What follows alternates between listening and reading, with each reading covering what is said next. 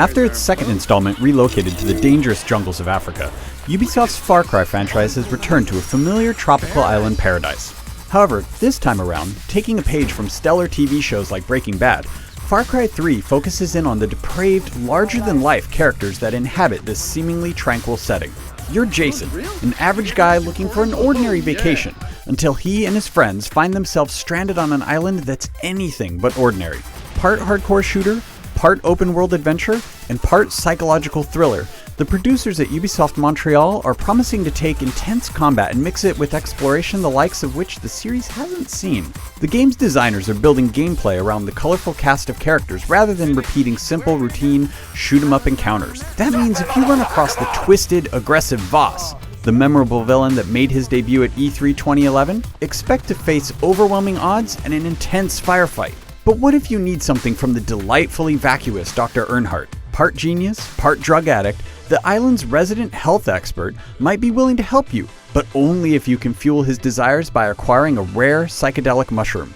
It's here that Far Cry 3 stands apart from its predecessors. What would seem to be a simple fetch quest turns into anything but simple or typical. After diving into the ocean to find an underwater tunnel, you find yourself in a cave filled with intoxicating spores that proceed to warp reality around you. Stumbling through a colorful, ever-changing landscape, you finally make your way to your goal. No guns, no combat, no guards protecting something seemingly trivial. Far Cry 3 wants to be different, and it wants its bizarre cast to demonstrate that difference. Ubisoft pledges its learning from some of the mistakes of Far Cry 2 as well. The last installment of the franchise was ambitious in scope, but faltered in providing players enough to do in the vast African jungle. It forced players into trekking across vast expanses, even though it technically had a fast travel system. Expect these things to change, as the game's director and designers swore they were focused on letting players do what they wanted and how they wanted. The jungle will have plenty to do. XP and currency systems will play heavily into giving players reason and reward to venture off the beaten path. Similarly,